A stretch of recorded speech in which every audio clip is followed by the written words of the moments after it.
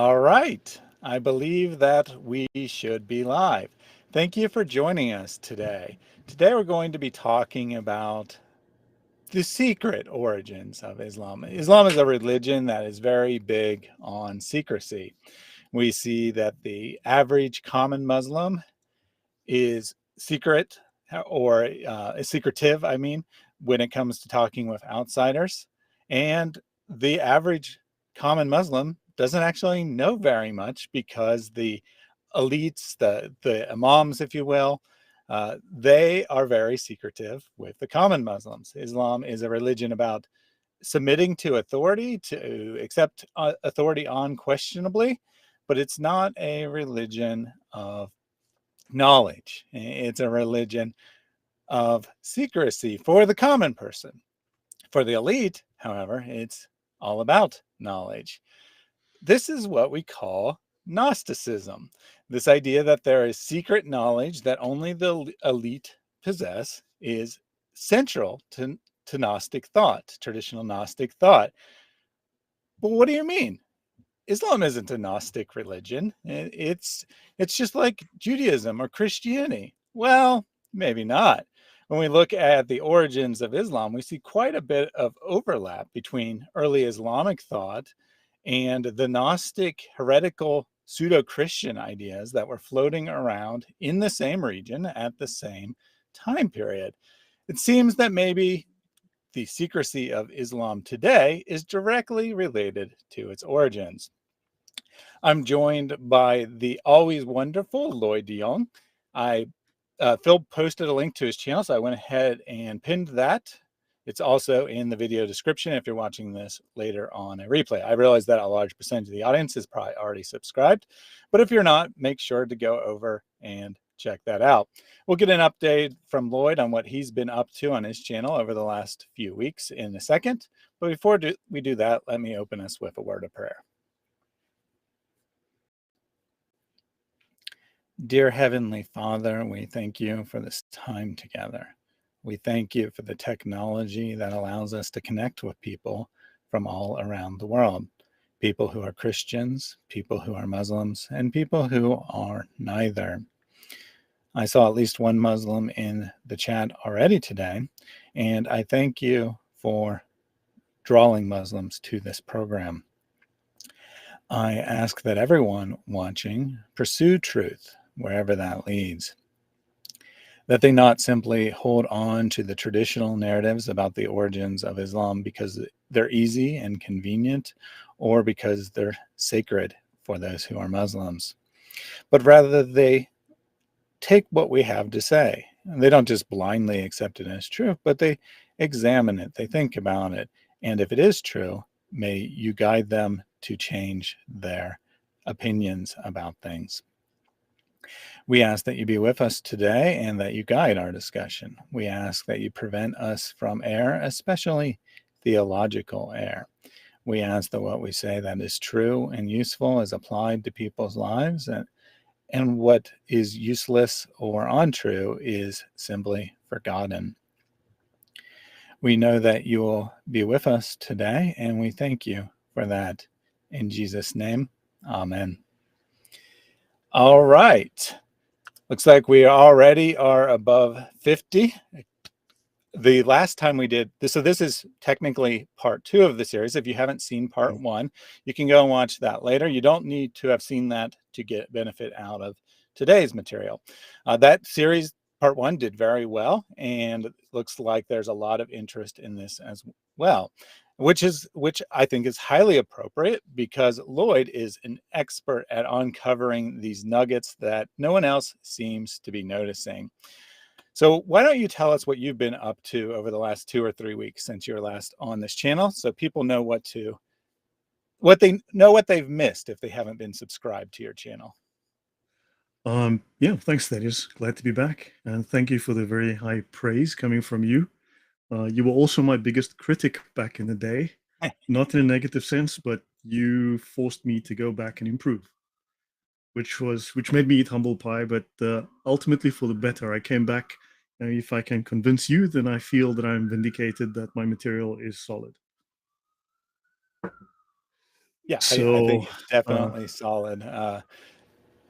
You know, I think that this is what we should all be doing. We should all be questioning people, and we should be not just blindly holding on to beliefs because we want them to be true. That's easy. That's appealing. That's a very human thing to do. I don't blame anyone for doing that. It takes a special person to be able to look at his beliefs and say, you know, I may have been wrong, or at least I need more support for what I have to say. And I want to know if I'm really right. You know, I think I'm right, but I want to know if I'm really right. And that takes someone really special. And I hope that the audience puts themselves in that position as well, where they want to know what's true, whatever the consequences of that may be. you know, so the last few weeks, I've obviously, you know, that I took a couple of months ago, I took 6 weeks out. I was working very hard in a number of different presentations. I was doing multiple lines of research and I needed time out to focus on that. I've got something like 90 different projects on the go. Well, I've delivered many of them, but I've got about, at the moment, I've got 90 plus presentations, of which I've probably got about 80 of them potentially ready to go. I have several different projects which are nearly ready to deliver. And one of those, you mentioned Gnosticism. So maybe if I can share my screen, then I can just show people a little bit of what I'm getting into right Yep, now. that So, would be a great idea. okay. So now I am sharing my screen. Yep, should pop up here in just a second. All right, there you go. Okay. So we spoke about Gnosticism. I will be doing a couple of detailed dives into Gnosticism. I have a series here called Nonsense on the fundamentals of nonsensicism. And we are going to discover that it is quite bluntly nonsense. So their idea of understand Gnosticism is mythicism. It is just myth. It is not interested in history. It is not interested in being grounded in any kind of factual reality. It's not interested in being grounded in any kind of measurable or visible attachment to history, reality, archaeology, anything of that type.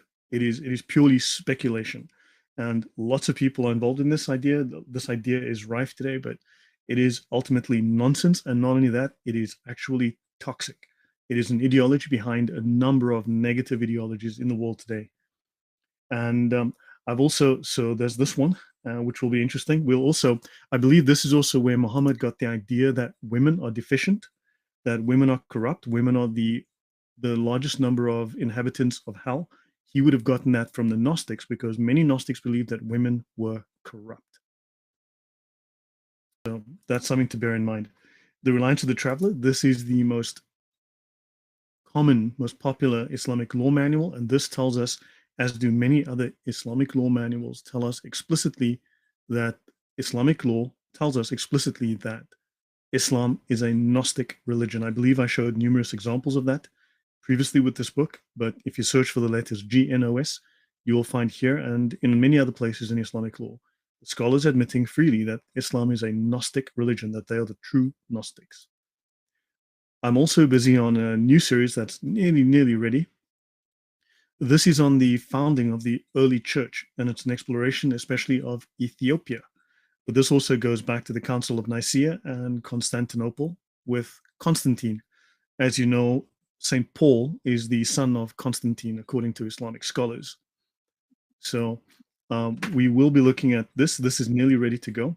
I've been working on this very hard. And of course, we will be discussing briefly the Ethiopian Orthodox Tawahedo Church. Now, you'll notice this is the Ethiopian Orthodox Church. Tawahedo means to unify as in the Godhead, unified, Father, Son, and Holy Spirit unified. And of course, this is the source of the Arabic word Tawheed. So it is actually the unification of the Trinity. Tawheed is not about monism. It's actually taken from this word. So this is where the Muslims borrowed it. So something to keep in mind. Your thoughts, Thaddeus, before I continue? Yeah, it's very interesting. You know, we have a lot of people looking into the origins of Islam, which is great. You know, I'm not diminishing anyone's work. I'm glad that people are finally looking into this, and not just, you know, people like us on YouTube, but actual scholars as well. Unfortunately, uh, what they're looking at is correct, right? Like that there are northern influences of Islam, and that the traditional story doesn't match up. Everything they're saying is correct. However, the picture they're painting is incomplete because they're not looking to the south. They're not looking to the pretty clear influences from the Ethiopian church, and thus they're painting an incomplete picture of what Islam is about. It seems that Islam borrowed from anything and everything except for regular traditional Christianity. I'm not saying the Ethiopian church is not traditional Orthodox Christianity. I'm saying that they didn't borrow any of those things, right? The things that they took were only the things that they could twist and change and make something different. Islam is a conglomeration of all these different ideas except for the truth. And that's the one thing that's excluded Yeah. from Islam.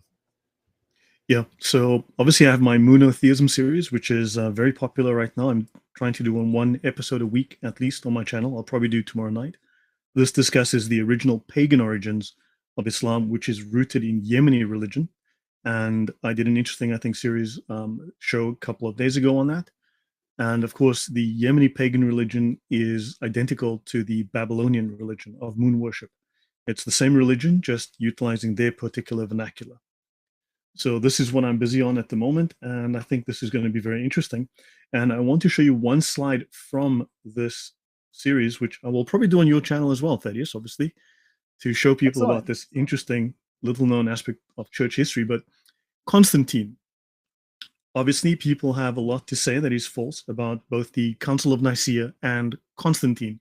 But I want to show you this slide. Constantine, he do what? A.J. Tomlinson of the Church of God blamed Constantine for preferring his own personal creed to the Bible. These are accusations made against Constantine. Dan Brown claims that Constantine invented the Christian Bible. Jehovah's Witnesses damn Constantine's council for fabricating the divinity of Christ. Mormons fault Constantine's council for denying the divinity of man. Seventh-day Adventists reproach Constantine for dropping too much of the Old Testament, while the Baptist Church blamed Constantine for keeping too much of the Old Testament.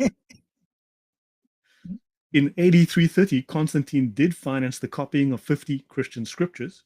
However, this was not a new Bible, and he did not omit any of the already accepted books. And the council that formed an undisputed decision on the canon took place at Carthage in 397, which was 60 years after Constantine's death. Your thoughts, that is? Yeah, it seems to me that anyone who wants to create any kind of conspiracy theory about Christianity whatsoever, it doesn't matter what idea they want to put, and this slide makes that pretty clear. You can just pick anything.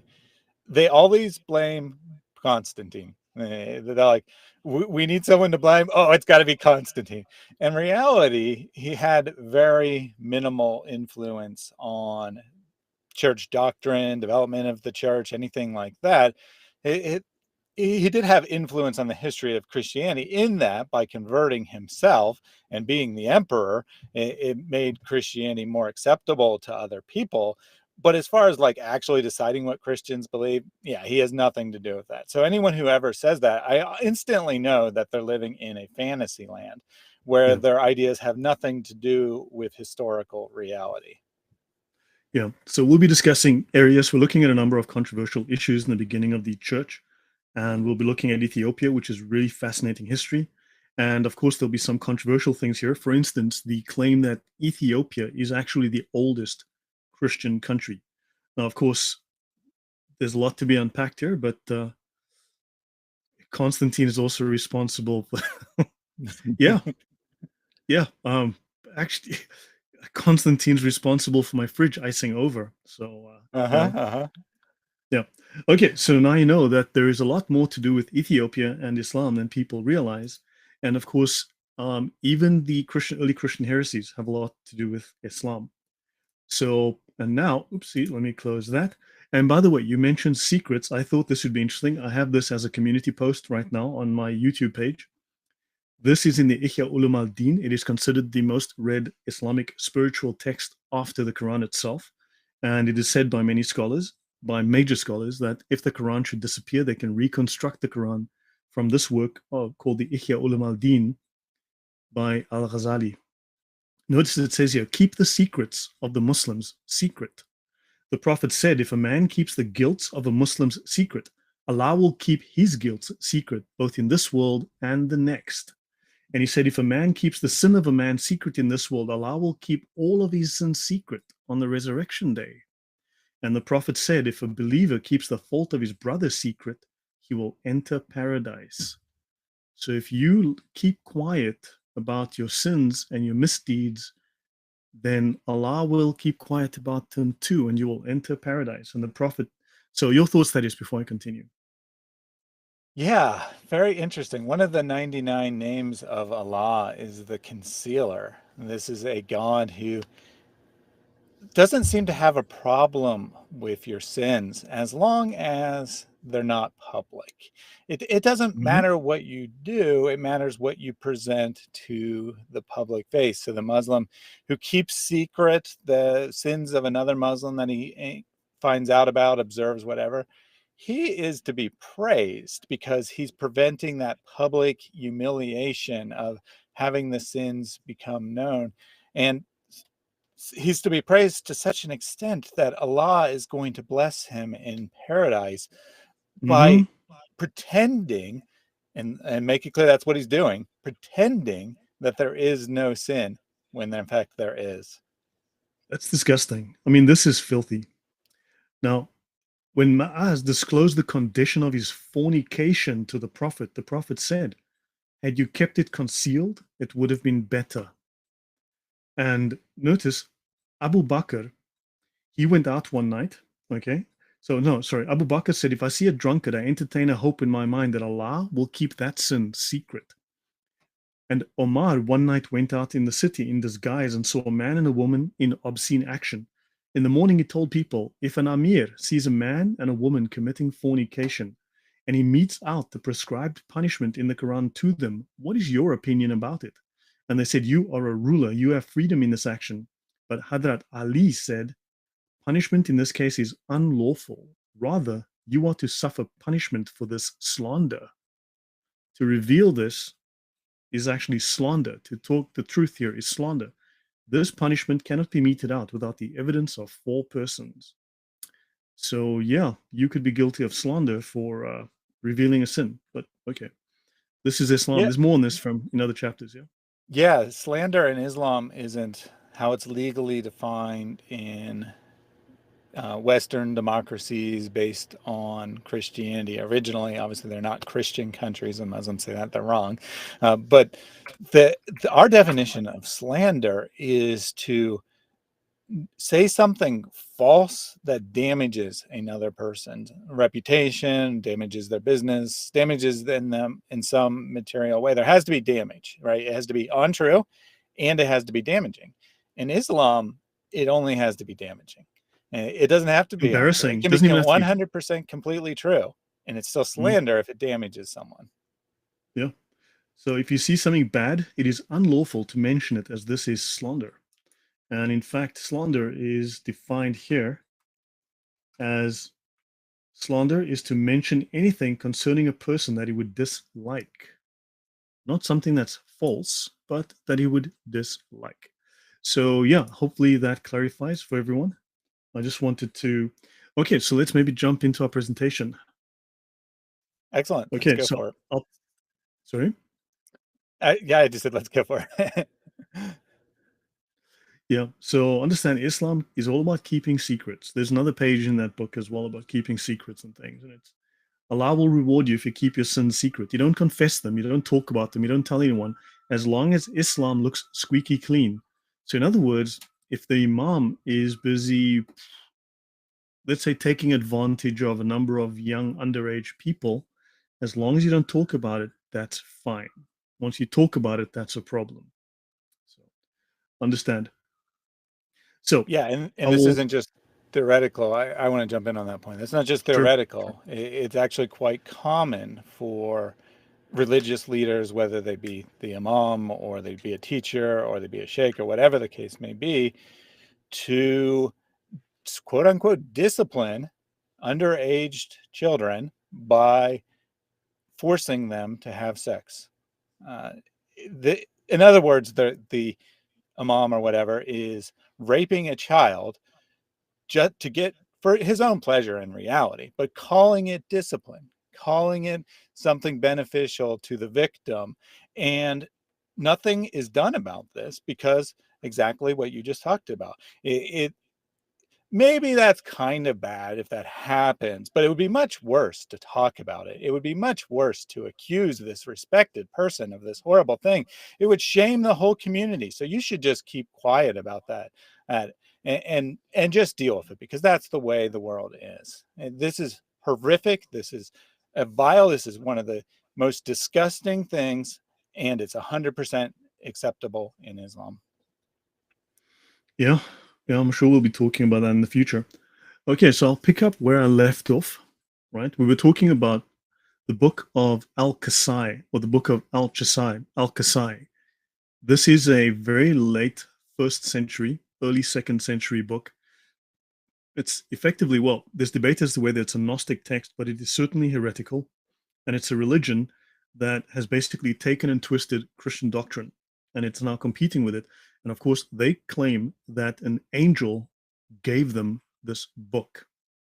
And so this is very similar to a certain guy called Muhammad who claimed that an angel gave him a book. So this area, more or less Parthia, this is Iran, just east of Iraq here, is where this comes from, where the original source of this is. And of course, this area is also where a lot of hadith writers come from as well. Now, we'll mention here this. So there's the concept of a very large angel within the book of Al-Jasi. A very large angel gave this man who founded the religion the book. And notice, Gabriel in the form of a man with feet astride the horizon came to Muhammad. Gabriel in the form of a man with his feet on the horizon. So a massive Gabriel, according to the Sirah of Islam. So Gabriel in the form of a man with feet astride the horizon. And he says, I am Gabriel. And I began to turn my face away from him, but toward whatever region of the sky I looked, I saw him as before. In other words, a massive, massive angel Gabriel who covered the entire earth, who covered the entire sky. His body was so big. This is actually within the Islamic scriptures, and it's also within the Hadith, oddly enough.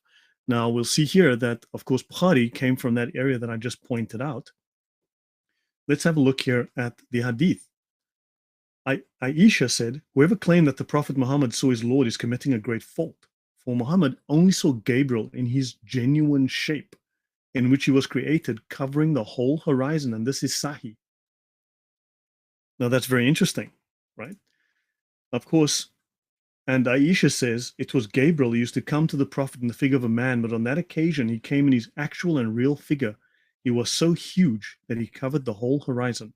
Now, I don't want to call Aisha a liar. So, this is, again, the Islamic scriptures confirming that Gabriel, as a huge angel that covered the entire sky, very much like the Al-Chasai, who claimed that Gabriel, in the form of a massive, massive angel, came to visit them and give them a holy book. Thaddeus, your thoughts before I continue? Yeah, well, I wonder which of those forms Gabriel came in the cave, because I don't think he came as a man, and he certainly didn't come big enough to fill the whole horizon. And so apparently Gabriel just comes in whatever shape he wants to come in, despite that hadith saying that Muhammad only ever saw him in his true form. Very interesting. Just one of those things that makes perfect sense unless you actually think about it, I guess.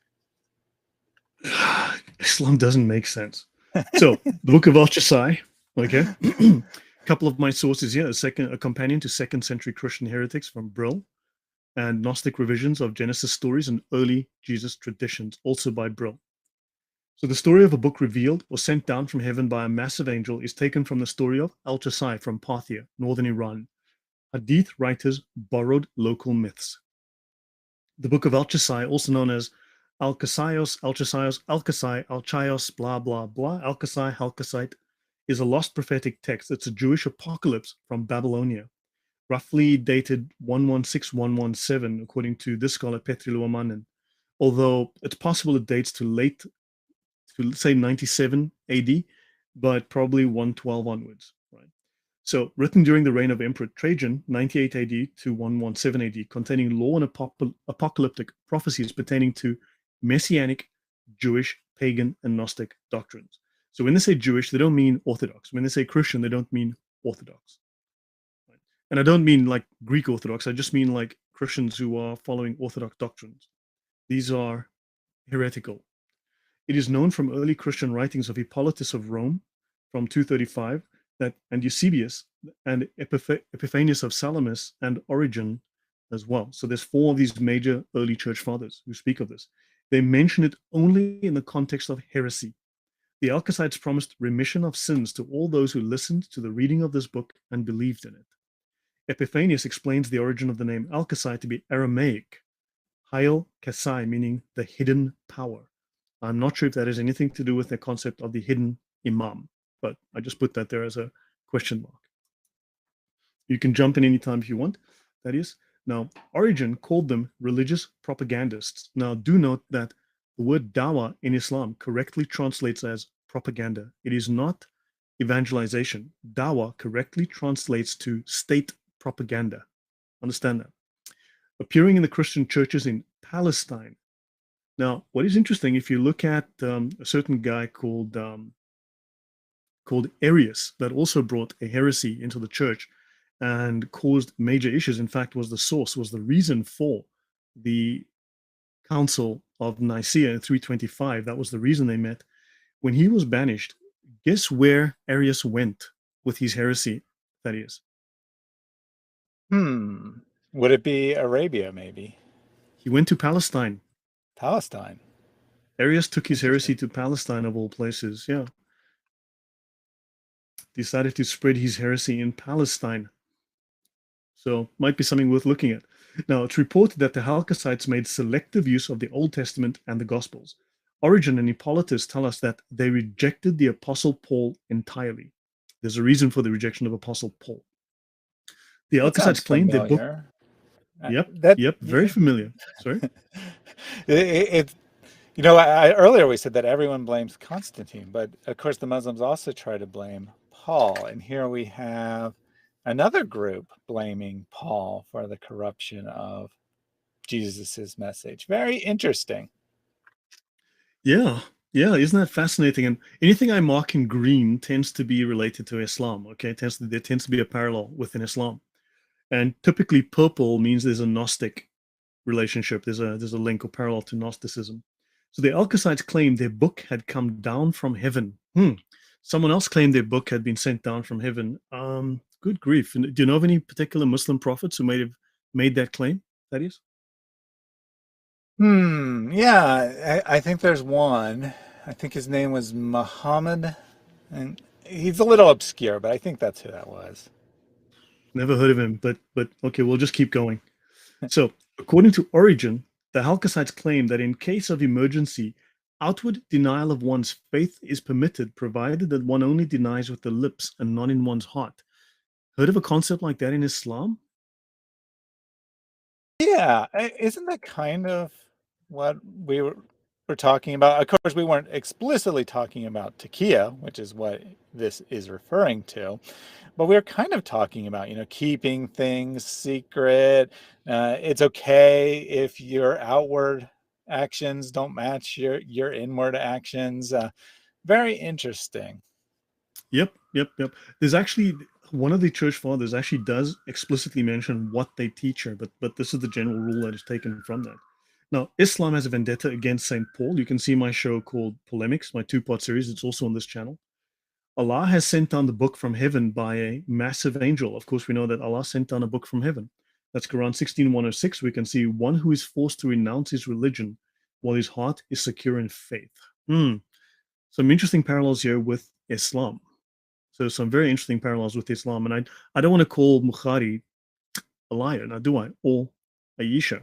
If they tell us a massive angel came to Momo and gave him a book, all Yeah, right, I mean my that's what Muslims are supposed to believe, right? If it's Sahih, it's as good as fact. It's 100% verified. You cannot question it and remain in the fold of Islam. At least that's what we're told until we actually look at some hadith and we actually read them, and then, oh, you shouldn't believe that, or it doesn't mean what you say, or the translator messed up, or in other words, don't believe it if you don't want to. But if you do want to, then it's beyond question. You can't say anything about it. Very Yeah. strange religion for sure. A couple Yeah. quick comments from the audience. Sola Scriptura, Joseph Smith also said an angel, Moroni, gave him a book. And Basil Jet said, sounds similar to the Enoch Metatron mythology. Seems that we see these same kinds of ideas cropping up again and again in history, that the demonic forces that oppose Christianity aren't too creative. And why should they be, right? If it works once, why not go back to it and try it again? Yes, yes, yes. In fact, it is very similar because the Alkacites did borrow from the Enoch Metatron mythology. They borrowed from those particular deuterocanonical books. They certainly did. So the whole Sethian Gnostic approach and the whole Enochian idea, yes, they most definitely borrowed from that. So that's not in doubt. And okay, now notice within the Sharia, dispensation is when what is normally forbidden is made permissible because of necessity or need. This is a very subjective calculation that Muslims can make, but then they're allowed to lie. For example, if someone is forced to make a statement of unbelief or kufr, it is made permissible to ease his hardship for him to do so as long as faith remains firm in his heart. This is in the Islamic law, in the Muslim law, the Sharia. All right, now let's move on to the Shirk Kamal. Now I think this is the last of the slides. I'm just recapping where we were at the last show. Now, this idea is taken from Jewish stories. So the Shirk Kamal. So the angel of Alchasai. So it had been revealed by an angel. The book had been revealed by an angel whose height was 96 miles. His girth was 16 miles from shoulder to shoulder. He was 24 miles. His footprints were 14 miles long, and the width of his foot was 4 miles. With him was a female whose dimensions, he said, accorded with those mentioned the male, being the Son of God, and the female was the Holy Spirit. Maybe this is why also Muhammad imagined that the Holy Trinity was male, female. Jesus being the Son of God, Father, Son, and Holy Spirit, and the Holy Spirit female, so Mary. That could be one reason why that idea had taken root within Islam. This is in Hippolytus, the refutation of all heresies. The Shirkama is the dimensions or measurement of the body. It's a midrashic text that is part of the Hechalat literature. It purports to record in anthropomorphic terms, human terms, the secret names and precise measurements of God's limbs and parts. Now, of course, Islam has a very interesting time trying to define exactly what parts Allah has. And, but this could be related to this idea that's from the Jews.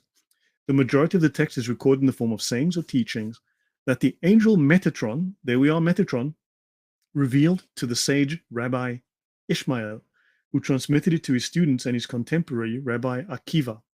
And the Tanatic period was about 10 to 220 AD.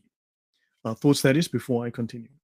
Yeah, so we're kind of seeing the Jewish predecessors to what would become Gnosticism here, and then this idea, this sad idea, because you don't necessarily have a personal relationship with God the way you do in Christianity, that because you don't have this personal relationship, they engage in these mystical practices to try to find out the secret things of God, and it's considered uh, in particular branches of Judaism. Judaism is quite diverse at this point. Certainly not every Jew would practice this kind of things, but certain Jewish sects would do this kind of thing, and they think that they're discovering this secret knowledge about God. And then interestingly enough, they're what are ultimate really speculations, right? They're not really getting this information from God.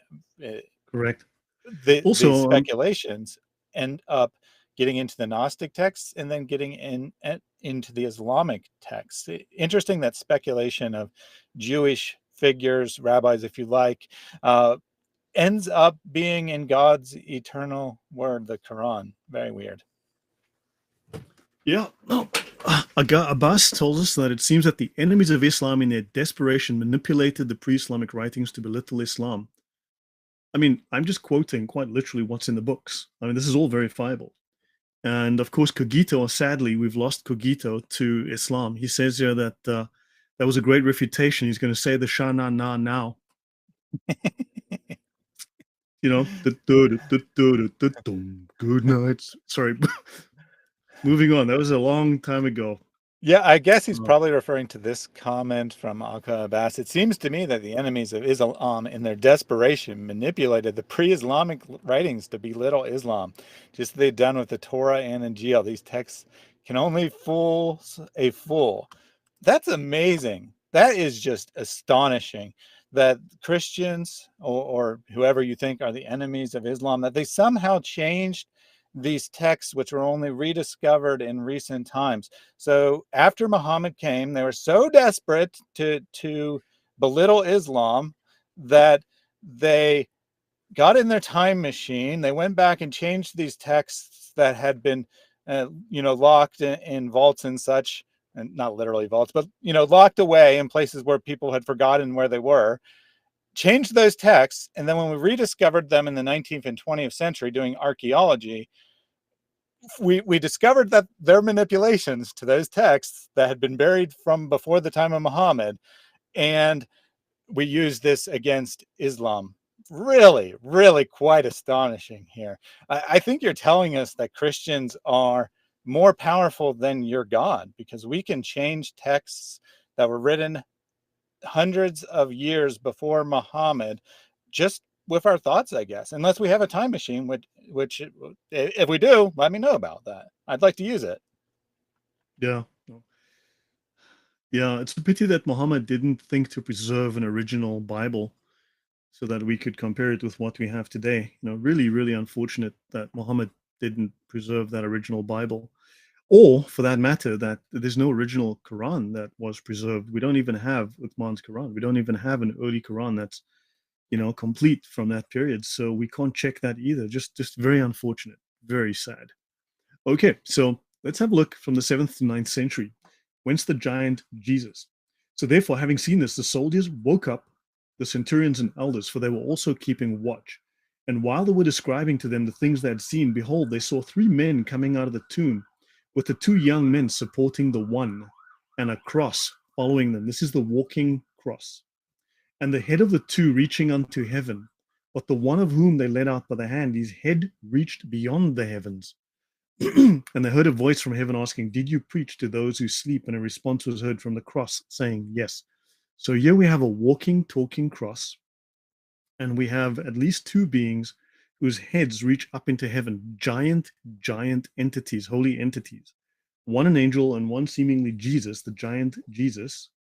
So in 1886, the Gospel of Peter was discovered by a French archaeologist named Urbain Gouroyan, or whatever, however you say that, in the modern Egyptian city of Akhmim, within 10 miles of Nag Hammadi. Nag Hammadi is, of course, where the Dead Sea Scrolls were found.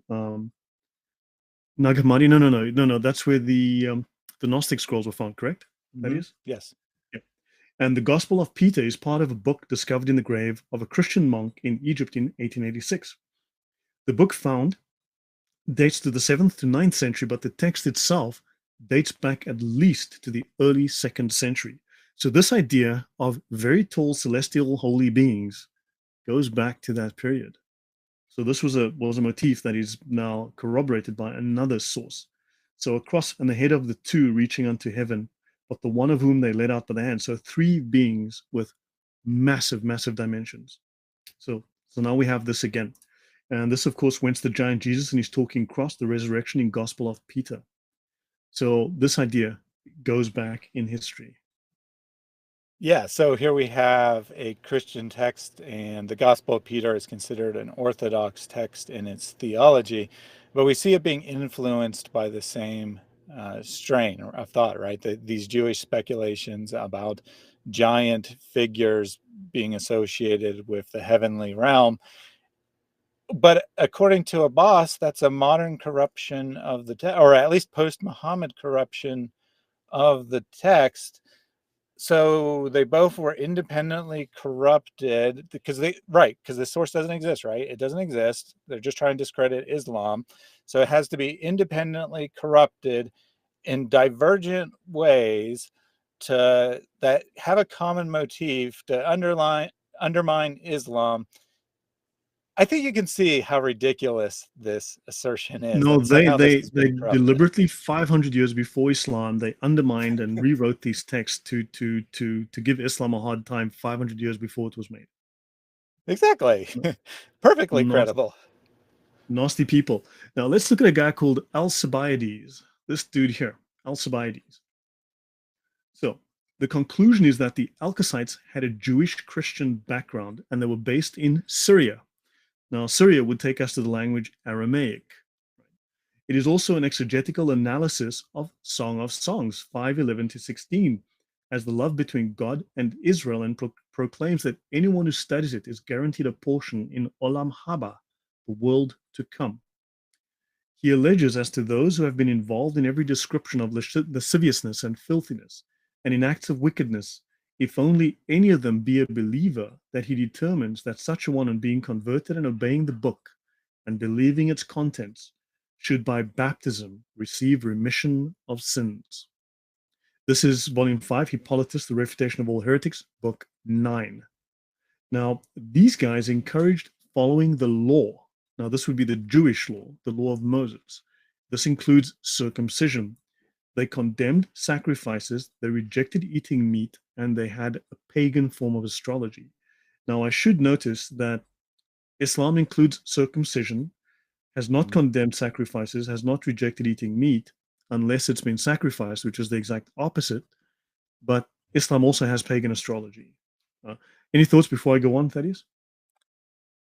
I don't really have a lot to add to this particular slide. So these guys were Baptists. So they did Baptists. Of course, this morphed over time and they became, shall we call it, abolitionists rather than Baptists. But let's continue. Now we have to look at the Ebionites, who were called the Nazareans or the Nazarenes. Now understand that throughout history, there were something like 14 groups called the Nazareans. So we also have to define like which group are we looking at which time period, in which geography, right? But it seems that the Alkacites were the Ebionites and the Ebionites were the Alkacites. There seems to be a direct link between them, and they may also have been called the Nazareans. And in fact, even the Sabians. So you might have a link there as well. And of course, Muhammad was a Sabi. So we'll continue. One of these Oh, fragments, number 9, contains a cryptogram which, reading outwards from the middle word and inverting the order of the letters, produces an Aramaic formula. Such a play upon words presupposes readers who understood Aramaic, and it makes it probable that the book in its original form was written in Aramaic. Now, of course, there's a lot of evidence now that large portions of the Quran seem to be originally written in Aramaic. So now you've got this idea of Aramaic as well within this language, which has parallels to Islam. Okay, yeah, we'll talk more about the circumcision term and as to why that was an issue. I'll get around to that. It is not possible to decide whether Alchasai was his own name or a nickname. For example, Simon Magus, was that his real name or a nickname, right? It was disseminated amongst other religious groups. Now, his book was disseminated amongst many other religious groups, including Jewish and Jewish Christian. So you had the Jewish Nazareans and the Judeo Christian Ebionites. These are heretics. And for this, Epiphanius once again provides us the evidence in heresies here 19:1, 30, 18, and 53. Now, the influence of the Alkacites upon Mani, right, Mani of the Manichaeans, as we now know from the Cologne Mani Codex, must have been considerable. So the Alkacites had a heavy influence on Mani as well as the Ebionites. Now, up to his 24th year, Mani lived in an Alkacite community, and his own independent teaching developed in controversy with this Baptist group. So eventually, he developed his own theology. Now, don't forget, these people were making it up as they went. If not Epiphanius, one of the early church fathers wrote that these guys would literally make up new doctrines on the spot. They would simply just make up fairy tales and myths as they went. So even now, before if you you go on, and Muslim has entered the chat, DK says, What are the Imams not telling me? In a simple sentence. This is the most lying clickbait title I have ever seen. Not one person here can tell me what the Imams supposedly don't want to tell me. Charlatans and a fraud to Christianity. Never mind Islam. And then following up, okay, tell me in one sentence, what do they not want me to know? Lloyd, why are you speaking for hours here? Why are you spending an hour explaining tons of material that the Imams don't want Kay to know here? You should just tell them in one sentence what they don't want him to know. It's called evidence. Islam has a problem with evidence. Yeah. I put my one sentence is they don't want you to know 90% of what they talk about amongst themselves. They don't want you to know that the Quran is not perfectly preserved. They don't want you to know that the origins of Islam are not from Muhammad, they're from a variety of texts. They don't want you to know that their own word is what you're following, not what Muhammad taught. They don't want you to know anything. They want you to submit and obey. And that is it. That is all they want you to know. They don't care if you understand Islamic doctrine at all, as long as you submit. That is what Islam is about. So turn your brain on, start paying attention, and begin to learn just a tiny fraction of the things you don't know. If you want it in one sentence, you obviously don't want the truth at all. Mm-hmm. All Yeah, right. I mean, look, let's not get too distracted by these things, Yep, yep. Moving on. I So, just wanted to address that quickly. okay, so I should. There's gonna be a little bit of text heavy stuff. I'll try and gloss over it, so not to go into too much detail. All right. So the Book of Al-Kasai. Now, the fragments of the book consist of a detailed description of the limbs of God in the figure of a man. And this apparently deliberate and excessive indulgence in anthropomorphism was shocking to later and more rationalistic Jewish thought. On the other hand, the Kabbalists held it as a profound symbolic expression of their own purely spiritual world. Now, understand this again is a Gnostic idea. The idea that the spiritual world is perfect, that the world of matter is evil and corrupt. Now, notice, let me go back here.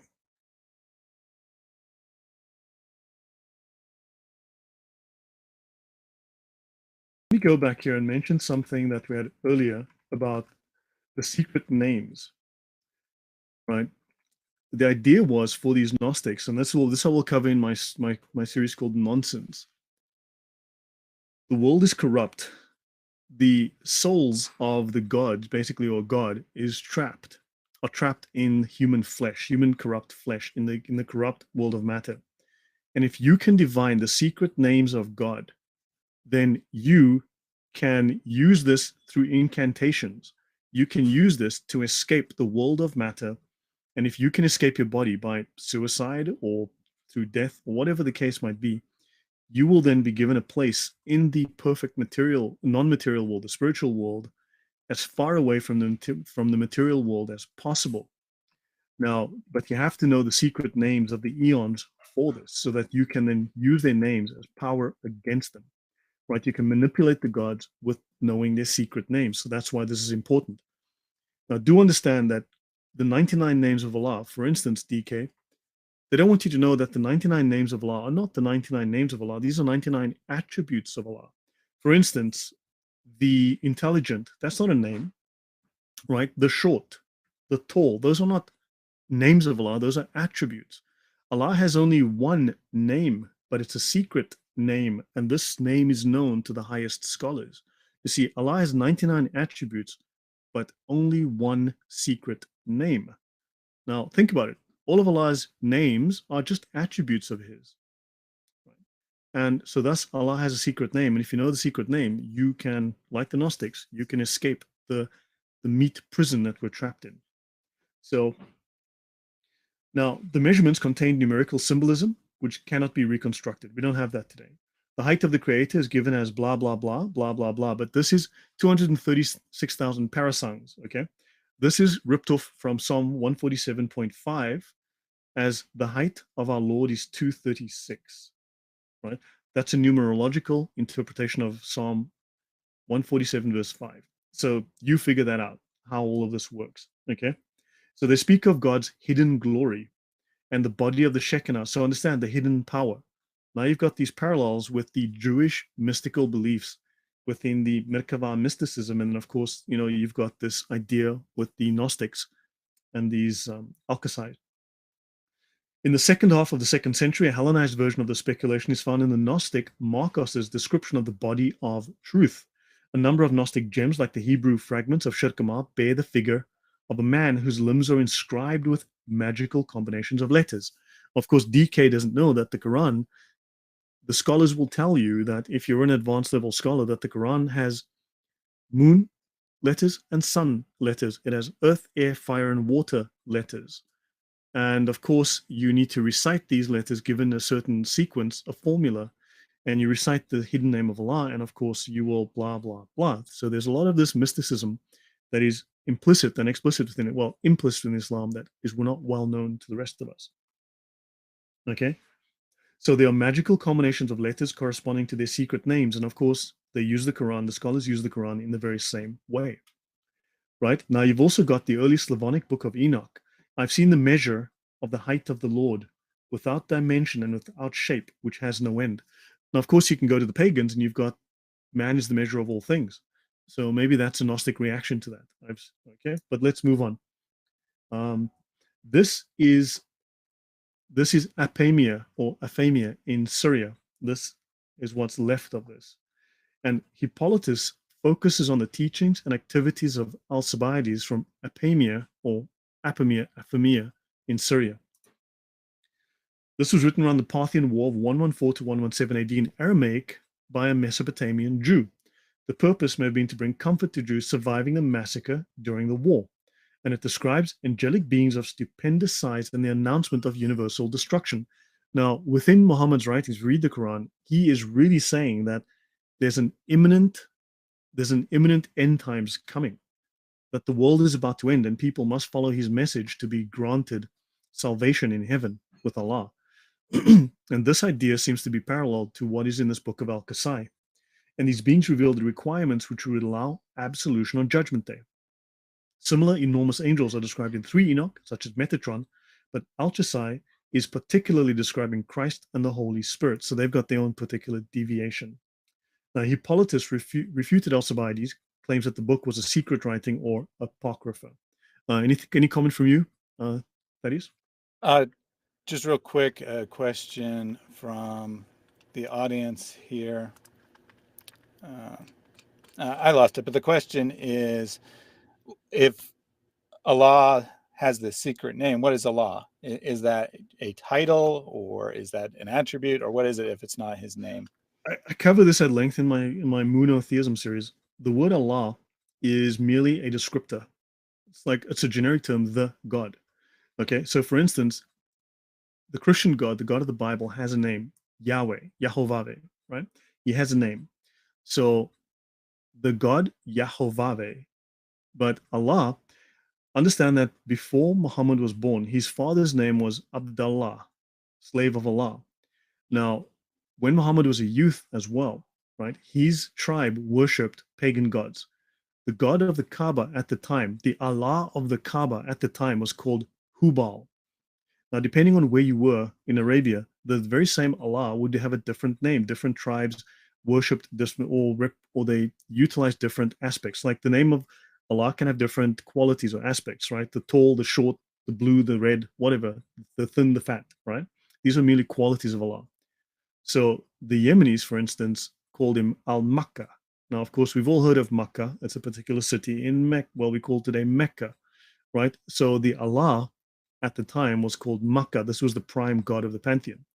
At some point, all of these gods were rolled into one, and they simply became the god. So the hidden name of Allah, Allah's secret name, was wiped out. Allah's name disappeared. So he was called Hubal, Baal. Baal was also Al-Makkah, right? Al-Makkah was Sin, also the god of the pantheon of Babylon.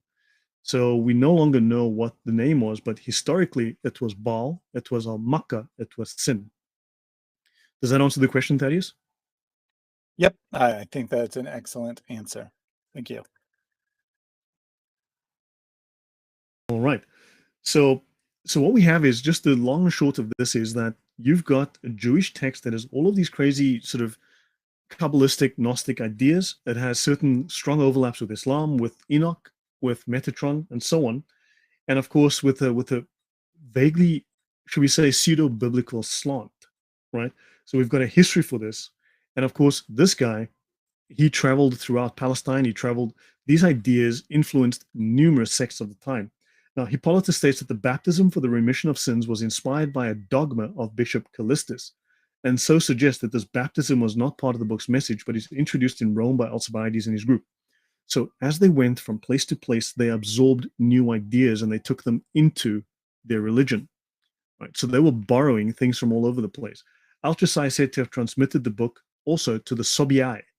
The Sobiai are commonly thought of as the Sabians. Now, don't forget, Muhammad was a Sabian. We don't know if it's Sabaean, Yemeni Sabaean, or Sabi, as in Sabian from Haran. These Sabians are, of course, also a Gnostic heretical Christian sect. So, but Al-Chasai is said to have transmitted the book to the Sobiai, considered the Sabians. The Sabians are considered to be around today, but we'll get into all of that.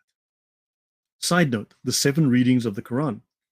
Now, I've got 6 of them here, right? The authoritative readers or qira'at of the Quran are the Nafi, the Ibn Kathir, the Abu Amr al-Allah, Ibn Amir, the Hamza, and we have another reading of the Quran called the Al-Kasai. So, and of course, Interesting the Al-Kasai is from coincidence. Kufa, which is close to, it's in Iraq and it's close to Iran. Your thoughts, that is? Yeah, interesting coincidence there. I mean, I'm sure the Muslim will say that it's just coincidental, but very interesting, to say the least. Yeah, so we have a version of the Quran, which is an authoritative version of the Quran called the Al-Kasai, right? Now, Al-Kasai took his moniker, supposedly his name, from the particular kind of mantle he wore called a kisa. It's interesting that the Sufis are also said to have taken their name from a particular clothing they wore, okay, called a suf. It's very interesting. This excuse pops up twice that I know of within Islamic ideas because the Sufis call themselves Sufists, which is taken from the Greek sophists. So, yeah, but we have the Al Kasai Quran as well. So maybe this name is related to the Al Kasai, which we were discussing. So keep that in mind. Just, I thought that might be interesting. Al Kasai is a historical figure. Now, the Kitab al Fihrist talks about a manuscript by Muslim scholar Ibn al Nadim, where he identifies Al Kasai instituting the Babylonian Baptist sect of the Mu'tazila, the practitioners of ablution, or the Qatarioi, also known as the Cathars. You might remember the Cathars were also a major heretical sect. These ideas spread everywhere, right? So we have baptism now that in Islam becomes ablution. And of course, we know that Muslims practice ablution when they do their prayers. This sect was based upon the revelations that he had in his 20s. Now, of course, we've noticed here that the Muslim scholars are also writing about the Alkacites. They are well known to the Muslim scholars. One of the followers of Al-Qasai was Mani. He joined the Al-Qasai when he was only 4 years old by his father, who was a convert to the Mu'tazila sect. Fascinating. Mani went on to form his own Gnostic sect known as the Manichaeans. And Luamanen, the scholar, highlights the later adoption of the book by the Ebionites. And there's evidence that the book contained teachings favorable to the Ebionites. So basically, there's a slow morphing over time. So the Al-Qasai become the Ebionites. And he further argues that the adoption of the book marks a distinct separation from Judaism. Your thoughts, that is? Yeah, I think that this makes sense. We try to think of these groups in history, and we try to put them in, these labels where they're defined, and this is one group and this is another. But of course, the reality of the situation is these ideas slowly evolved over time. And that's when we put these labels on it and we're like, well, was that person in this label or that label? It's not always easy to tell. And it's because it's one strain of thought that's evolving over time. And I think that as it continued to evolve, it eventually became part of Islam. Yep. So Ebionites and adoptionists. So let's have a look at this history as this moves forward and as we get towards Islam again. In the 2nd century, these Ebionites thought that Jesus was just a man, a great moral teacher born of Mary and Joseph, adopted by God. They ignored the entire soteriological doctrine of the New Testament, which is salvation through Jesus Christ. derived from the New Testament, derived from the Greek soter or savior. They had no teaching about the Holy Spirit. They were Jews, but they believed in Jesus. They held on to observance of the old law. It is said that the Apostle John wrote his gospel, that's the Gospel of John, at the request of the ministers of the churches of Asia, in opposition to the heresy of Corinth, right? Corinthians, and the Ebionites who held that Jesus was a mere man. So these ideas of Alchazai eventually became the Ebionite heresy. And these ideas were so profound, so much have impacted the church that the gospel started to write extensively, the gospel writers wrote extensively against these Gnostic ideas. And the Gospel of John may have been written specifically in refutation of these ideas. Now, the Gnostics, with edited versions of the Gospel of Matthew, the most widely spread gospel at the time was Matthew, but there were numerous competing versions of Matthew, so this caused massive confusion, which is the right one, right? So the Gnostics had gospels of Matthew, even using the term Theotokos, the mother of God, and believe God commanded. Now notice the Ebionites believe that God commanded the angel Michael to create Mary, but Mary was pregnant when she was created.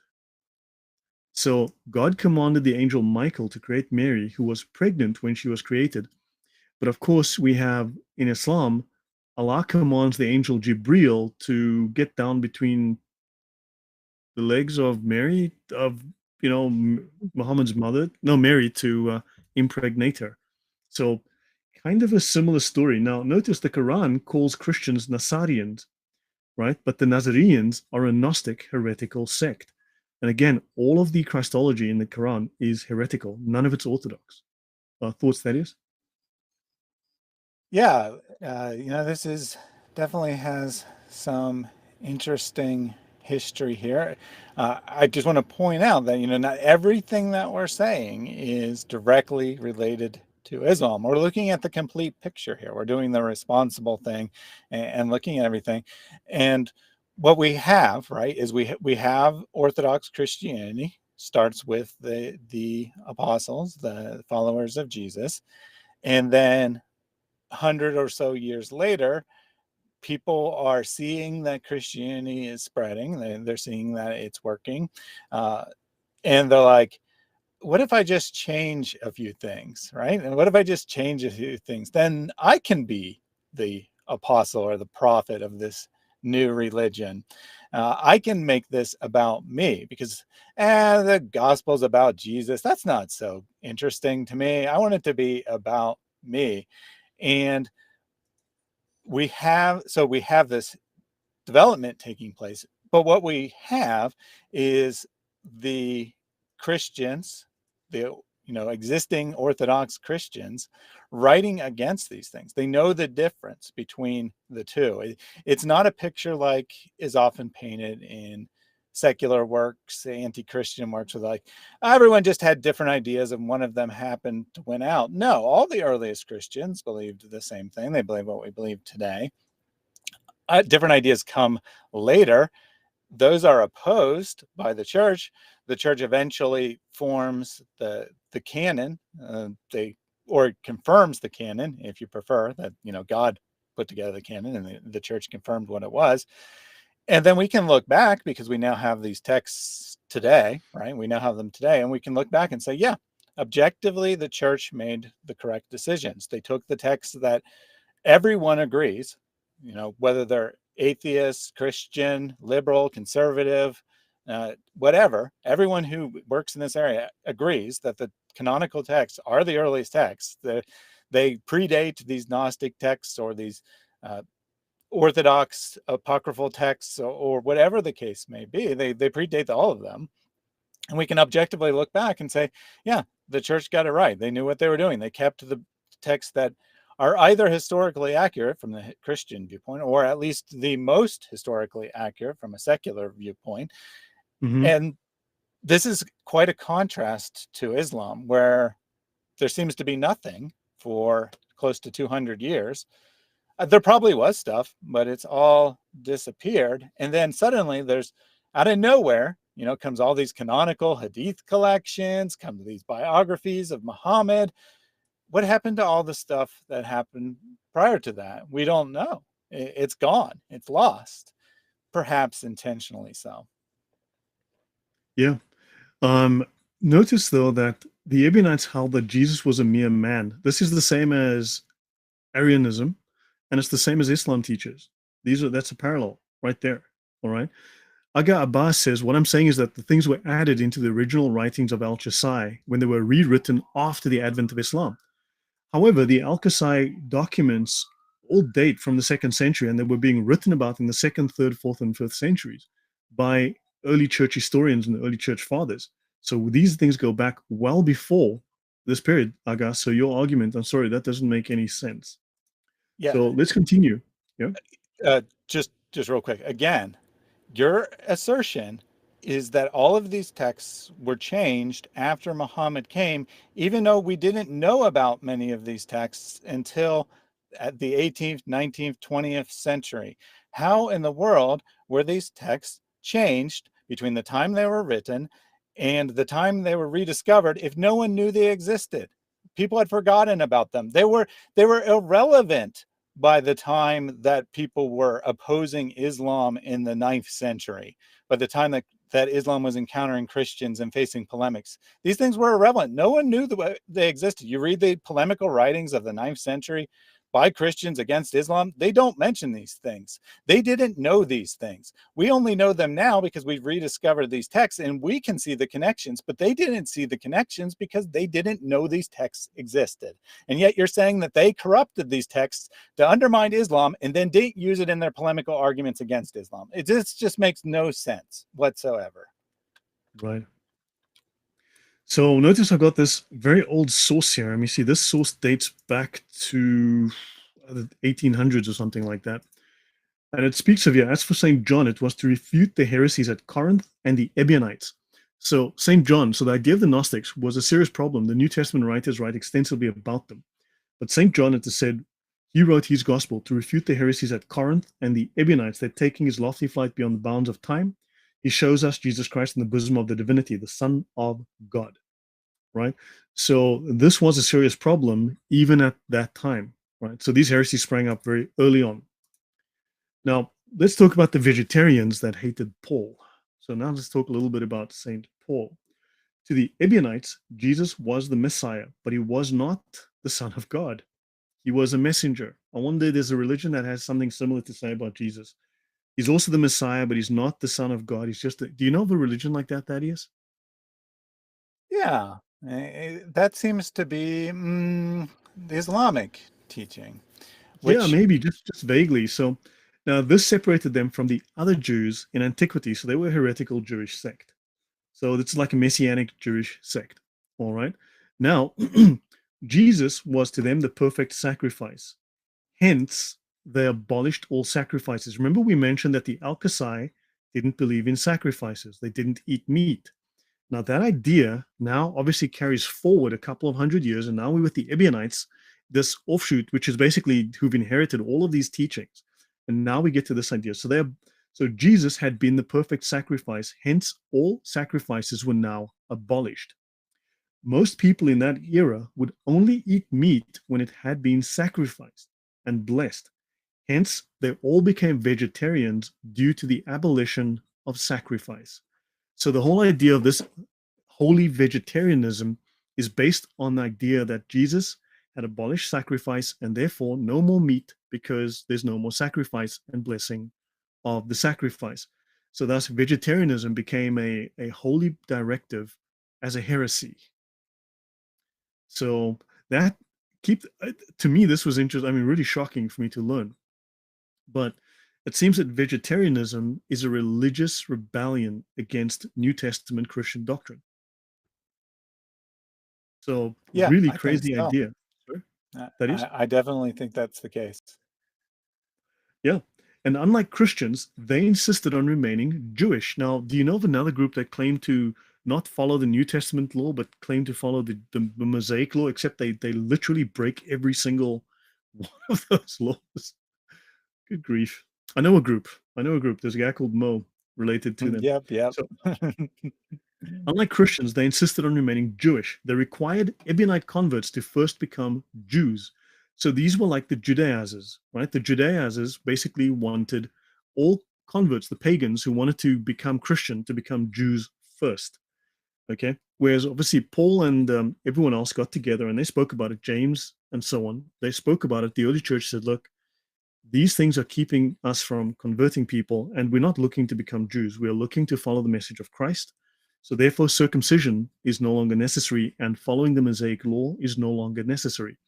Now, these Jewish people who inherited this Jewish tradition, they may continue so, but this was no longer considered required, right? And of course, this then opened up the new religion to pagans. Now, they denied Jesus's divinity. They denied Jesus's pre-existence. They denied Jesus's virgin birth, just like Muslims do, right? But of course, they did require, obviously, like Muslims, they require circumcision, right? Notice they didn't use Luke. They lacked Luke. They lacked Matthew and John. They didn't use these gospels. They had an altered version of Matthew, right? The Gospel of the Nazarenes, as they called it, a Greek harmony of Matthew, Mark, and Luke. So they had their own version of the New Testament, right? Notice they dropped John. Why? Because the book of John specifically refuted their religion, right? Specifically refuted their Gnostic ideas. Paul taught that the pagans do not need to become Jews or to follow Jewish law to accept salvation, which could lead to a fall from grace because following the Jewish law did not guarantee salvation. Whereas Christ had said that you do not need to become a Jew to find salvation. And so the rejection of Paul, which is present today in Islam and in the Mandean Gnostic religion, right, is because Paul said you don't have to become a Jew. Whereas these early Gnostic sects, these Ebionites and others, the Al-Qasai, the Ebionites and so on, and of course Islam and the Mandeans, they all flow into one another. That Paul said no need to become a Jew, no need to follow the old Mosaic law, and thus they all turned on Paul. And this is the history of the hatred of Paul within all of these Gnostic religions, which Islam shares. Your thoughts, that is. Yeah, it's very interesting. All of the, well, I shouldn't say all of the heretics because there is an exception, but generally speaking, they all wanted to reject Paul. They all wanted, eh, and even those that didn't want to reject Paul, they all wanted to reject something, right? They they wanted to reject parts of the New Testament and keep other parts, which implies something very important. It implies that those texts are authoritative, that they're considered authoritative, or there would be no reason to even talk about rejecting them. There'd be no reason to reject Paul if he wasn't considered authoritative in the existing Christianity, i.e., this is evidence that the earliest Christianity is the one that accepts Paul. Right. So this basically is the reason for the hatred of Paul and why he's vilified today in the Mandaean Gnostic religion and so on. Now, this book ends with a prophecy of imminent eschatological war, which is Muhammad's message originally in the Quran, right? But those who pray a secret Aramaic formula will be saved. Now, this logogryph, as it was called, was deciphered in 1858 by two scholars independently. When the first six words are read from right to left, they reveal a Greek transcription of an Aramaic sentence. Ena misad elichon bion dinaraba. Okay? And it becomes Abar anid moib nochile dasim anedasim nochile moib anid abar selam. Now, this is Epiphanius. Now, notice what it says here. I bear witness to you on the day of the great judgment. I will testify in your behalf. Now, what does it say in the Shana Na, Thaddeus? Well, the Shanana, Yeah, what does the obviously, Islamic Shana Na tell us? Well, what does it say there? obviously, we have a close parallel. That there is no God but Allah, and Muhammad is his prophet. So the Shahada is to bear witness. I bear witness that there is no Allah but Allah and Muhammad is his prophet. And what are the three requirements for a Muslim to be a Muslim? Well, you have to say the Shahada. You have to believe that Allah is the one true God. You have to believe in Muhammad and the Prophet. And you have to believe in the last day. Those three things are critical in Islam. For instance, a Muslim who commits the most heinous of crimes, but he has said the Shahada, he believes in Allah, Muhammad, and the last day, he remains a Muslim. No Muslim can say of another Muslim he's not a true Muslim if he has done those three things. Those are the three things that underpin being a Muslim. So understand, Muslims who tell you that's not a true Muslim, he's lying to you. Ask him, I want you to call takfir on those Muslims. He cannot do it. Okay, he cannot call takfir on them. He cannot, because those three things. And notice, I bear witness to Allah, but notice it's a plural version of you, a plural version of Allah, or God, on the day of the great judgment, and I will testify on your behalf. So a very close parallel. I mean, do you agree, Thaddeus? This is a very close parallel. Yeah, I think that there's definitely, uh, you got the connection of bearing witness, you got the connection of the last day, and you're right that those are the three things that are usually cited. The testification That of faith, it's called. You're testifying. So Yep, now yep. notice the day of the great judgment is an eschatological term in early Enoch literature, and I bear witness that there is no God but Allah, and Muhammad is his slave and messenger. Muslims must also believe in the last day, the day of judgment. So now the Geniza manuscript is judged to be 11th century. That's this manuscript up here. It derives from the genre of Merkava literature. Now the Merkava is the original. This is before the Kabbalah. Right? This is the early version of the Jewish mysticism. Now notice in the very early Merkava mysticism, this is their formula. Mention my name and call me in a low voice, and no creature will do him harm nor reach him. So call on the secret name and you will be saved, right? So if you bear witness to Allah, you'll be saved. Mention my name and call me in a low voice, and no creature will do him harm nor reach him. It is associated with salvational reckoning in weeks. Now, this idea, the Geniza manuscript, this formula, right? This idea is associated with salvational reckoning happening in weeks. The eschaton, the end times, was going to happen in weeks. So now we have from Qumran the Aramaic version of 1 Enoch. So now you've got the idea of the eschaton, the end times. Your thoughts on this, Thaddeus, before I move on?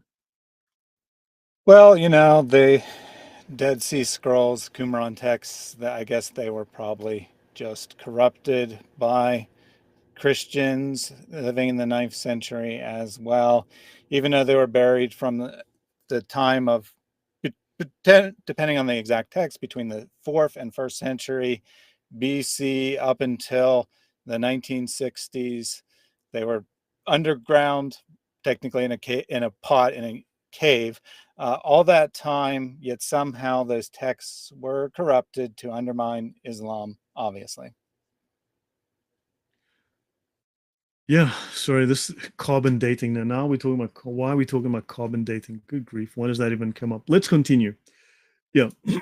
So, and thereafter the 10th week, in the seventh part of which an eternal judgment and the fixed time of the great judgment shall be executed in vengeance in the midst of the holy ones. Right. So this was a text on the eschaton, the end times. Right? So the day of judgment, the day of judgment, this was very, very important. It's important to Islam. It was important to these guys. It was important to the Jews. It was all related to Enochian Gnosticism and Sethian Gnosticism. Here's an example. This is what this actually looks like, right? In the Hebrew, right? This is what this formula, this whole script looks like. But notice within Islam, you've got the true faith, the Iman. True faith is to believe in Allah, His angels, His inspired books, His messengers, and the last day. So it is very important in true faith for Muslims to believe in the last day, just as it was important for these people to believe in the last day. All right. Now, in the Sharia, now this is in the Sharia, that was section U 3.0. Let's take it to section U 2.0. Islam is to testify that there is no God but Allah and that Muhammad is the messenger of Allah, and to perform the prayer, give zakat, fast in Ramadan, and perform the pilgrimage to the house if you can find a way. So now you've got a very similar parallel to the testification of faith.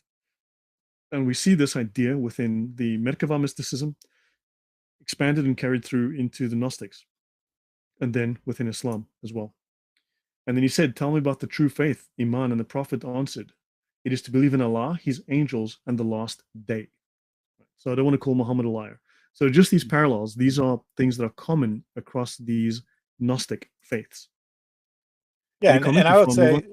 say, just in fairness to the Muslim, I'd say that any particular piece of evidence that we're citing, you could probably say, depending on what it is, some of them Hmm. are stronger than other, but you could probably say that any single piece of evidence is coincidence. But when it happens time and time and time again, that's when you say, maybe there's an actual connection here. Maybe this text or these texts, because we're referring to multiple texts from one line of thought that developed over time. We're not really referring to a specific text necessarily.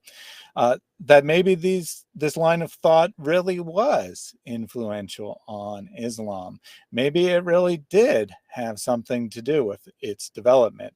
The argument here is a lot more subtle than the Muslim wants it to be. They want it to be that Muhammad read this manuscript, copied these words word for word into the Quran. He couldn't have done that. He's illiterate, blah, blah, blah. That's not the argument. The argument is that these ideas were floating around, that these ideas were prevalent in society, and thus someone who, whether literate or illiterate, would be hearing these kinds of information that has been ostracized from regions where Christianity is dominant, because these are heretical ideas, but they're still surviving on the fringes, the exact place where Islam is developing. These ideas are surviving, and somehow all of these heretical ideas, which were still around in 7th century Arabia, made it into Islam, even though they had been expunged from Orthodox Christianity long prior. Yep, correct. Thank you. Very well said, Thaddeus. So yeah, let me continue here with this. So hopefully I can start tying some of these threads together now. I've put lots of pieces on the table, and I'm trying to sort of trace this historically from this group called the Ultrasai. Now we've moved to the Ebionites. Now the Mandeans have come up a couple of times. They also hate the Apostle Paul. Now, a scholar called Qualson concluded that these followers of Al-Hasi, or the Alkasites, were in fact Mandeans. The Mandeans are a remnant of whom still make their home in the marshes of the lower Euphrates and Tigris. These people are still in Iraq, right? And of course, so these Mandeans are Gnostics. They're considered currently the final Gnostic religion, which is not true because we know that Islam is a Gnostic religion, as the scholars admit to.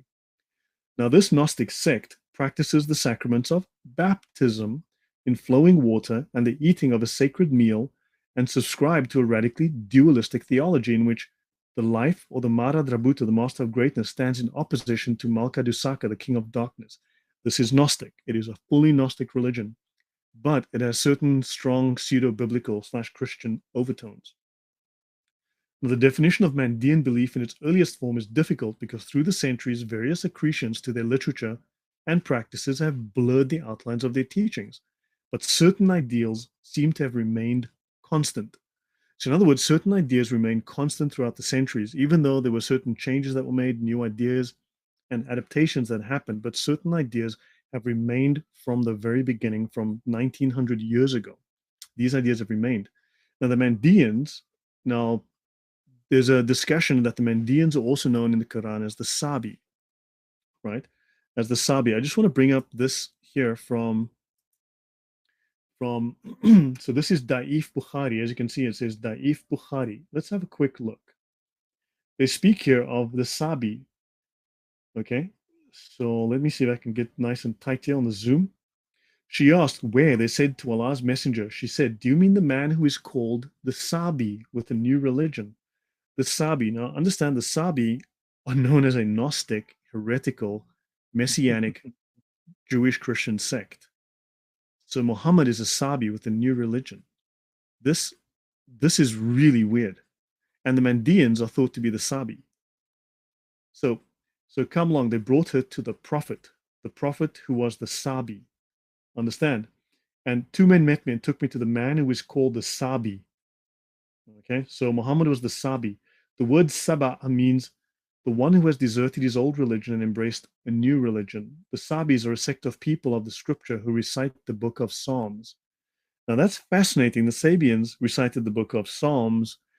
The These other, remember, the whole Enochian idea of the book of Psalms is where they got the idea of the massive angels from and the measurements of the body.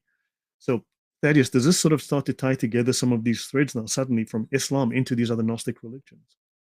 Yeah, like I said a couple times, it's a development over time. We're not saying that whoever wrote the Quran or wrote the Hadith were literally reading these texts that we're talking about. We're saying that these ideas are developing. And the Sabians were definitely still around at the time of Muhammad. And here we have testified in a Sahih Hadith that people are saying this, right? That they're calling Muhammad a Sabi. Very, very interesting. It He definitely, left the pagan religion, he left his pagan religion of his family to become a Sabi. yeah. It seems that even though I alluded to the fact that the Muslim history seems to have been whitewashed, there seems to have been a lot of stuff that was uh, lost, perhaps intentionally so. There seems to be these clues in the canonical texts that have survived. These things that were too subtle for someone looking at the ninth century when they're someone in the ninth century looking at it, when they're deciding to synthesize these texts, too subtle for them to understand the connection to the pre-Islamic Gnostic religions, but not too subtle for us today with our knowledge that's been recovered about the past that was no longer available to the people doing the whitewashing. Yeah. So Saba, now what is interesting, I've spoken to Adam Seek about this, and I've tried to speak to others about this as well. The Quran seems to fail, it fails to make a distinction between whether we're talking about the Yemeni Sabaeans, who were Babylonian pagans, right? They worshipped the moon god of Babylon, of Sumeria, right? So the Mesopotamian moon god, right? Or the Sabians, who were a heretical Jewish Christian sect, like the Nasarians that we spoke of, or the Nazareans that we spoke of earlier, who are known to be heretics, a Jewish messianic sect. So they speak here of Sabah, but when they speak of the Sabians, we don't really know if they mean the Yemeni Sabaeans or if you're speaking of the Gnostic Sabians. But it seems to lean towards Sabi, the Sabians, the Sabaeans, sorry, the Sabians, who are these Gnostic heretics. So, I mean, this is very, very unusual, and in fact, it's repeated in another hadith, right? It's repeated in another hadith. Where's he whom you call the Sabi? Okay, so this idea of Sabi is well known within the hadith as well, right? So it's not something that's new. There's a Sabi, right? So they speak of the Sabi, but Muhammad was a Sabi. Muhammad was a Sabian. And we'll see the Sabians apparently are now the Mandaeans, which is a Gnostic sect. Okay. Now, this Gnostic sect practices the sacraments of baptism and they have a dualistic theology, of course. And definition of Mandaean belief in its earliest form is difficult because the thing changed. As we know, Islam changed over time. It adopted certain Christian ideas, adopted Jewish ideas, adopted non-Orthodox ideas, of course, and it adopted Gnostic ideas. We know this, and it's got Zoroastrian ideas, there's Hindu ideas, it's got Islam is an accretion of pagan ideas. It's got so many parallels within its text. Let's continue. And notice here, this is in Tamara M. Green's book, The City of the Moon God, Religious Traditions of Haran.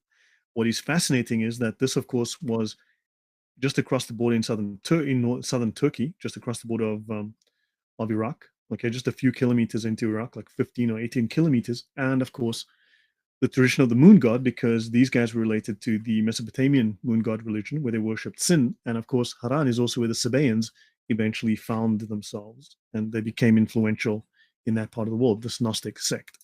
Let's continue.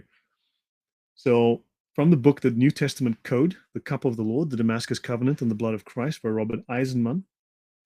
Okay, I'm just going to read what it says here. He remarked, Epiphanius at the end of the 4th, the beginning of the 5th century refers to an unknown bathing group in the Transjordan and beyond, descended from the Essenes and the Ebionites. Okay, that's fascinating. And they were interchangeable with the Alkasites that he calls the Samsians. Okay, so these groups are, so the Alkasites, the Essenes, and the Ebionites seem to have some kind of overlap.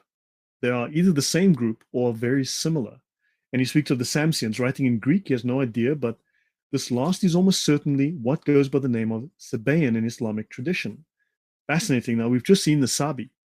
So now you've got the Essenes, the Ebionites, the Alkacites, and the Sabaeans, all seemingly connected as either one religion or very closely related in terms of their religious beliefs. So Benjamin of Tudela, in his very late 12th century account, identifies one of two synagogues he claimed to have visited in Mosul, Iraq, as Nahum the Alkasite. A mosque of Nahum the Alkasite. We also have a version of the Quran that is made by Al-Kasai, and of course, and Nahum the daily bather. Nahum the Alkasite is Nahum the daily bather, a Baptist Muslim, or in Islamic terms, Al-Muqtasila or Al-Hasi. Al-Hasi is known as the Alkacites. This was the Muslim name, another name for the Alkacites. So it is possible that this term in Arabic may even be a variation of what goes in Hebrew under the designation Karaite. Thaddeus, I mean, this to me is a bombshell, if this is true. I mean, have a look at Yeah, this and tell me what you definitely. think. Yeah, I I genuinely think think this is a bombshell. Yeah. I think so. You know, so much of your material could be described as such. It feels like, we're just like engaging in hype or something, but all of these things that you bring up, pretty much whatever the stream is, it's something that I haven't heard before. And it's like, and if we're correct, and I mean, we're probably not correct about every single thing, but we're probably correct about a lot of them. If we're correct, then we don't understand where Islam came from, if we're following the traditional narrative. At least it seems that there is a lot we don't understand about the development of Islam. And by we, Yeah. I mean the collective academic interested community who is interested in this type of material. We all seem to be kind of, looking at one narrow portion, right? We look at one little thing and we think, oh, we found the answer. We know where Islam came from. When the reality is, it's a little bit here, a little bit there, a little bit there, all these things. And then here's the standard narrative going, crash and burn. No evidence support the standard narrative. Mm-hmm. Yeah, so the Karaites were a heretical Jewish sect. So now there's even an Islamic scholar today on YouTube, and I mean, you'll find references to this, but it is not uncommon to find that some people believe that Islam and the Karaite Jews have a relationship, that historically there's a link from the Karaite Jews to Islam. This has been mentioned by numerous scholars, and an off the wall theory. I mean, obviously it's not mainstream in the sense that it's not a common idea, it's not an accepted idea, but this idea is not uncommon. This has been floated many, many times. So understand the term in Arabic, so the al-Hasi, right? The Mu'tazila are the Karaites, Al-Hasi, or the Alkacites. The Alkacites are the Sabaeans are the Ebionites are I mean, okay, so you got the Essenes, the Ebionites, and the Sabaeans, and who are the Alkacites, who are the Mu'tazila, who are the Karaites. So either they are one group, or, I mean, I don't think one could say they are strictly one group, but they are clearly a group that shares common theological ideas. They are all commonly Yeah, understood by I certain think ideas. Yeah. that's exactly right. That we kind of go into one of two extremes, right? It's like each group is completely different and they're distinct. You can tell the difference, or they're all one. There's no differences, and the truth is somewhere in between, where there's overlap. There's these strains of thoughts that are being carried forward in a variety of different ways. Does the individual person who calls themselves by title A agree with everything the person that calls themselves by title B agrees with? Of course not. But you can see how these same ideas are being carried forward by different groups so that there's a lot of overlap between these things. So they're not really distinct, even if there are differences between them. Okay, Corin Weiss says, this is shocking. I never heard all of this. Thank you, Lloyd. Well, thank you for going through the long slog of all the text I had to wade through because I was just trying to put all the evidence down so that I would have a basis for explaining. But yeah, thank you. Yeah, and So before yeah, you go on along those lines, have a super chat from La Biblia. Thank you for the information, guys. God bless you. It is so amazing, and thank you for the kind encouragement as well as the donation. thank you for supporting Thaddeus, and Thaddeus has supported me for a long time, and I'm very grateful for that. So please, guys, do support his channel as well. And yeah, if you like what you're hearing, please subscribe to our channels. My channel is linked in the text box. If you also, well, so please, if you like this material, do subscribe to my channel. Yep, And I've got lots the of link material is like this. pinned in the chat Yeah. as well as in the description. So Yeah, definitely this is the check very out what first it's about. time that I'm talking about this particular material. This is the first time I'm making this public. It hasn't been done on my channel yet. I will do it later, but I'm doing it here on Thaddeus's channel. Part of the reason being that if this was nonsense, Thaddeus would take me aside and say, Lloyd, that's nonsense.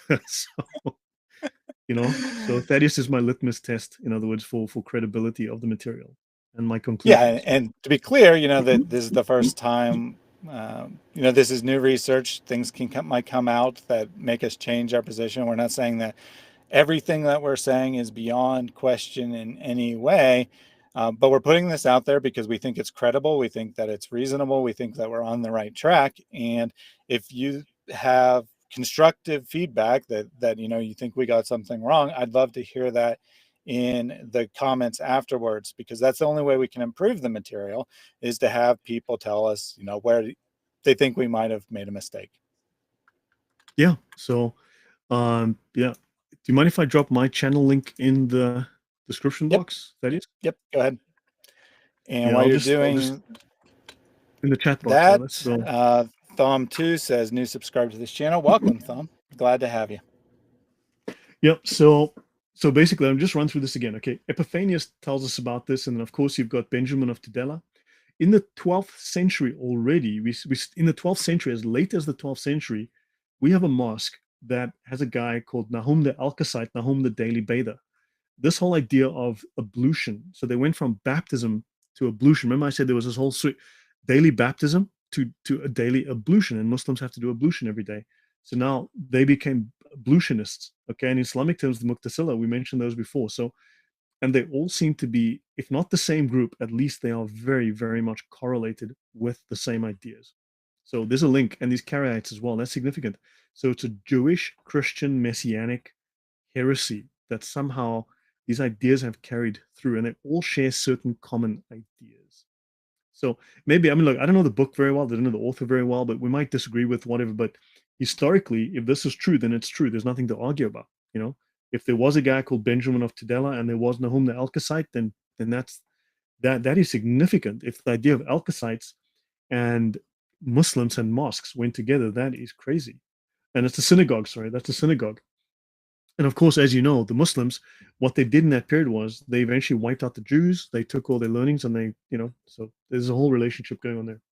So the Marcionites. Now we go to John the Baptist and the Last Gnostics, The Secret History of the Mandaeans by Andrew Phillips Smith. Let's have a look and see what he says. The Marcionites were perceived as Sabians rather than Christians by Ibn al-Nadim.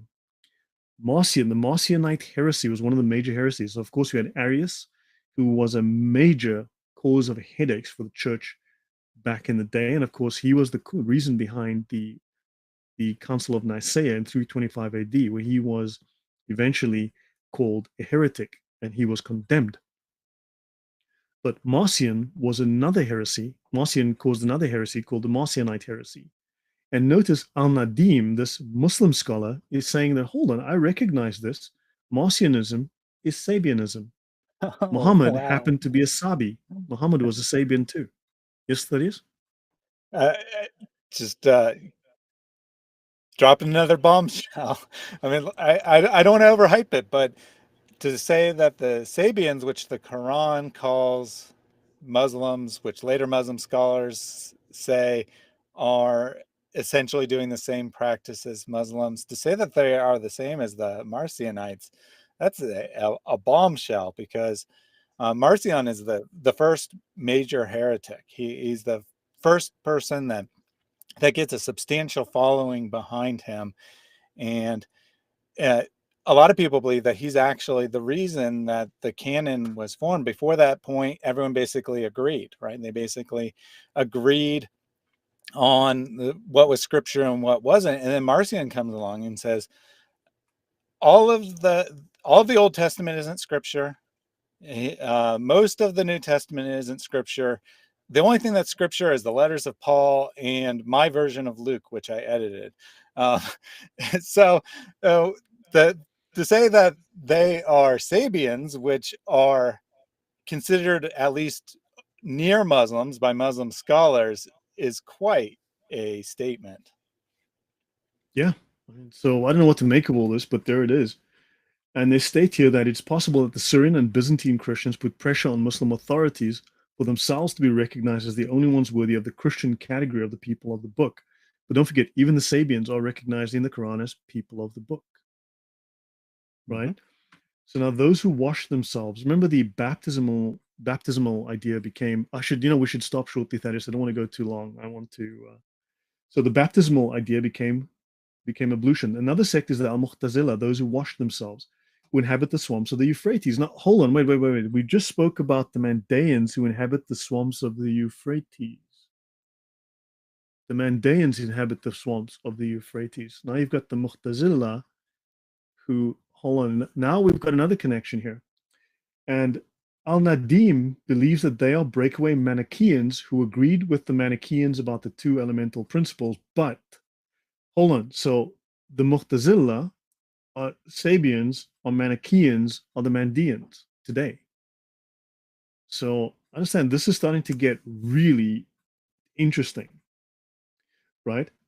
So now you've got unto this own day, some of them venerate the stars. Now, of course, if you go into my monotheism series, you'll see that star worship was a fundamental part of pagan religion and so on as well.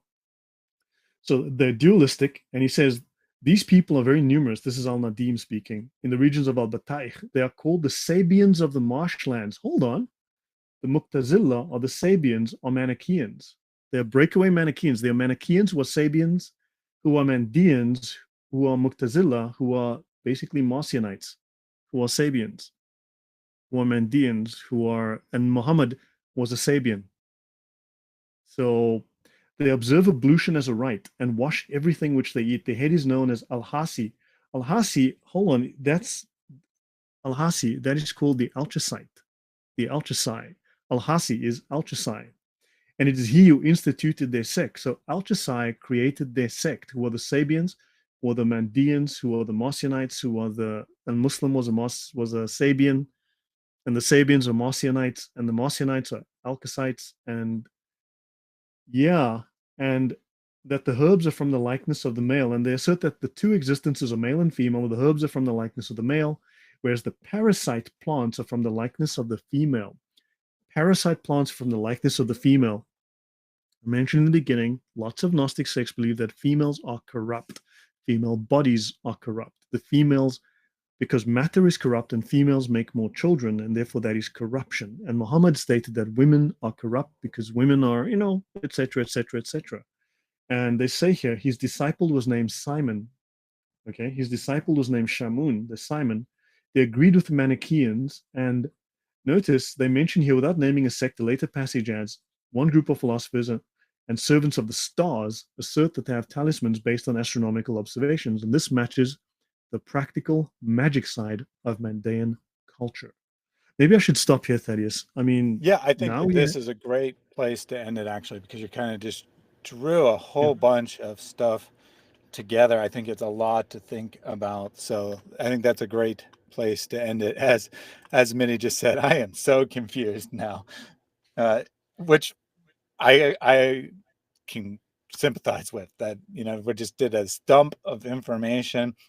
You get all these different groups kind of coming together. They're all working on the influences of Islam. A lot to take in, and I think that this slide really tied a lot of it together. I put the link to the chat for any Muslim who wants to come up and talk with us about this topic, about the Gnostic origins of Islam. Dispute what we had to say today. If you want to talk about some other topic, you can let me know in the chat, and I will consider starting another live stream. But for this link, I only want to talk about this subject. A couple quick comments just on this last slide here.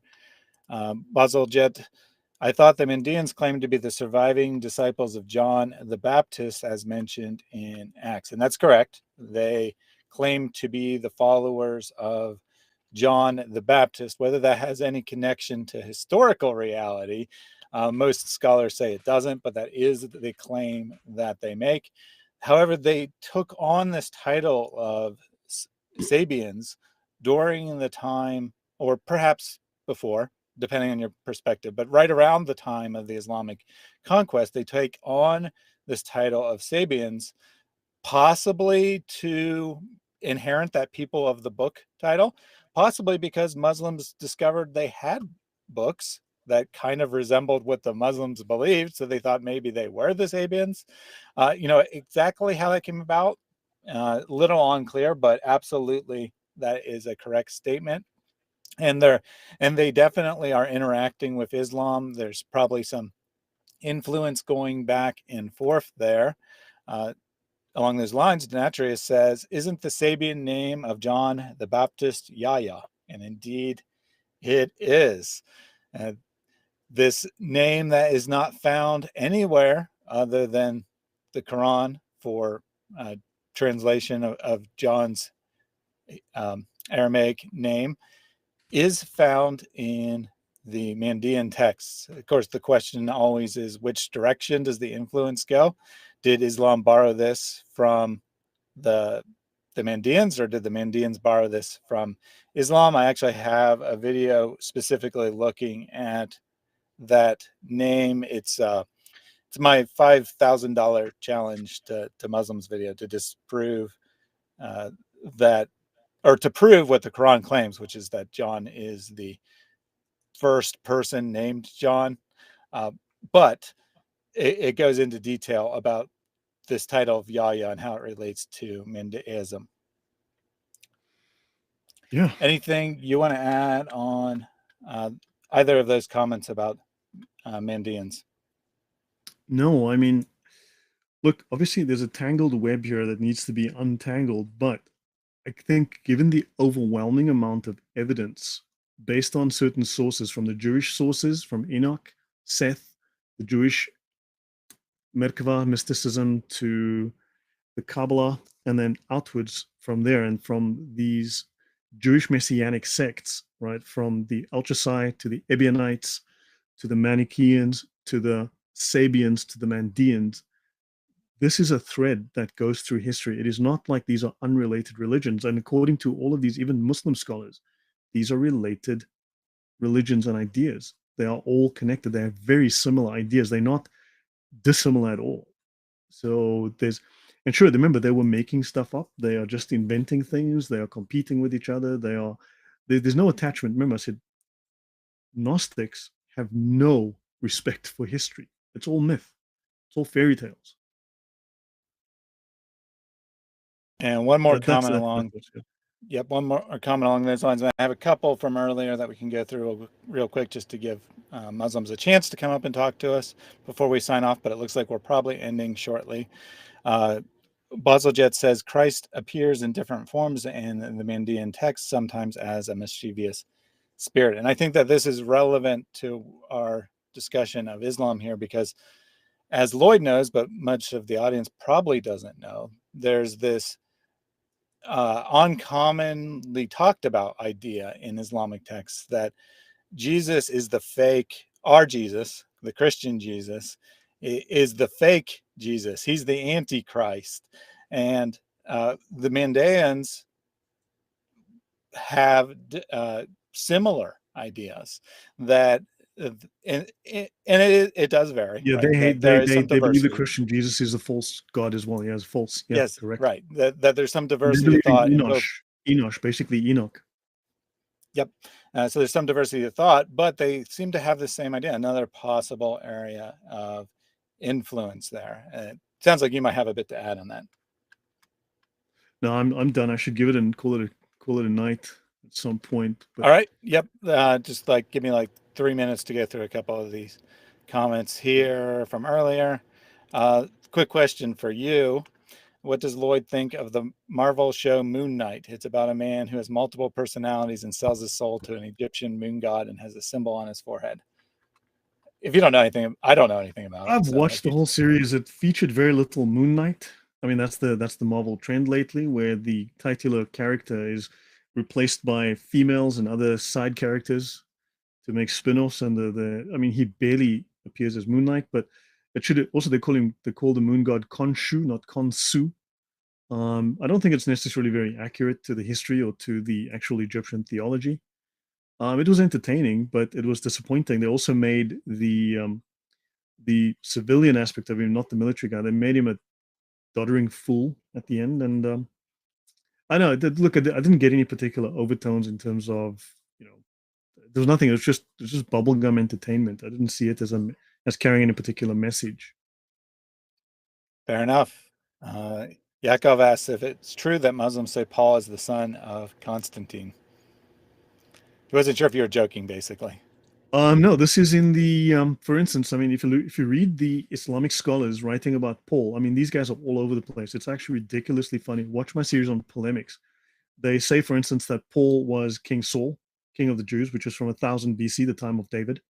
Then you've got Paul is also he was king of the Jews in like the third century. So hold on, so Paul was alive in like the 200s. Then you've got Paul was Paul of Samosata, which is again from the 200s, and he was in another city called Antioch. Then you've got Paul committed suicide to Jesus to destroy Christianity. So Paul sacrificed himself to Jesus in suicide to destroy Christianity. Then the other scholars are Paul's a Jew, and then the other scholars Paul was a Christian who hated the Jews and tried to make the Romans kill them. And then Paul was a Christian who tried to make the Romans kill the Jews, and Paul was a Jew trying to make the Romans kill the Christians. And like, good, where does this nonsense stop? So that's the. Indeed. He never In fact, returns. the Islamic scholars state that the Christians followed Islam for 81 years after Jesus died. So, according to Islamic scholars, for 81 years after Jesus died, the Christians all followed Islam. So, I'd like some evidence of that. Yeah, all our gospels were written within 81 years of Jesus' dying, according to all credible scholars. So, very interesting that they somehow were following Jesus while writing these gospels that Muslims will tell us are corrupt and false. Weird. He never returns his horses. Thank you for the polemics series. Definitely check that out. That's one of based on audience feedbacks, it's one of the most popular series that we've done. Lots of entertaining material there for sure. Except it's not intended to be entertaining, because the Muslims writing these things, they weren't joking. They were 100% serious when they were making these claims. It's hysterically funny when you read some of these things. I mean, these people are idiots, and they revere them as great scholars and great philosophers and great logicians and great historians today. And oh my God, these people were like Aristotle, or like these people were idiots. So, yeah. And finally, from the elder, the Muslims must hate the prophet Daniel because he is the revealer of secrets. He apparently is the arch enemy of Allah, the concealer of secrets. So Yeah. that's all we have for today. Karen says she's going to go check out the polemics series. I think that's posted on your channel, right? It's definitely posted on mine, so either or. Yeah, I think it's I on think both of will work. us. Yeah. Yep. Definitely check that out. Some very entertaining material there. Just pull up a couple of these comments from people saying how great that this was while we close out here. Thank you, everyone, for joining us today. It was really enjoyable. I hope you learned a lot. I know I learned a lot. I think that this material is potentially revolutionary for our understanding of Islam. So go back if you are thinking about this in the coming days and you're like, yeah, I think that this is making sense, but I don't remember all the details. Feel free to go back and rewatch it, take notes, use this material. Take the material, use it in your discussions with Muslims. As we saw with the one serious Muslim we had in the chat, Aga Abbas, he, after, trying to use his polemic lines or apologetic lines, depending on what they were, for a little while, eventually realized that he really didn't know anything about this and he would have to go and study it. And if you talk to a serious Muslim, I know that's not always easy to find a Muslim who's willing to be serious, but if you talk to a serious Muslim, they're going to have the same reaction, because despite what that person who came in here and just left the comment about this being clickbait and we're not talking about anything that Muslims don't know, blah, blah, blah. No Muslim is aware of this material because this is potentially revolutionary. The title is not clickbait. The Imams absolutely do not want Muslims to know this material because it destroys Islam. So take the material, use it in your discussions, and we'll see you again soon because I think Lloyd's like only maybe a quarter of the way through his Gnostic material. So we have a lot more to cover. So on Any this particular slides, I've got, okay, hold on, where am I here? Yeah, look, in terms of this slide, I've got about 30 slides, maybe one more episode. But the fact is, I've got like, I mean, I've got like another 50 slides that I want to do on this, and I've got a whole bunch of other Gnostic presentations to do. Yeah. So apparently on the Al-Khazai material specifically, we're about 2/3 of the way through, but this is only the beginning of the Gnostic connections because this is the Yeah, earliest strand of because if influence I of go into Gnosticism. the history of Christianity in Arabia, holy moly, it'll blow your mind. So we will see you again soon. Once again, if you haven't subscribed to Lloyd's channel, please do so. I have repinned that comment. He does amazing research. He is talking about things that no one else on YouTube is talking about. There are other people talking about the origins of Islam. He's the only one that has so far been talking about, not everything he says is unique, obviously, but a lot of the stuff he says is unique because he has done the research himself. He's dug through these tomes by boring long texts by scholars, found the interesting tidbits that uh, they would prefer just stay in the academic world where they are free to talk about the truth of the matter. When it gets public, it becomes awkward for the Muslims, and most people who work in academia, understandably, don't really want that. They don't really want to interact with the public with difficult material. They prefer to talk among themselves. So we need people like Lloyd who are bringing it to the public.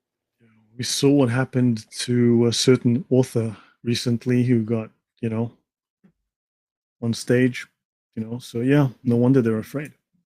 Exactly. Thank you for joining us. God bless. Go and serve the Lord this week. God bless everyone.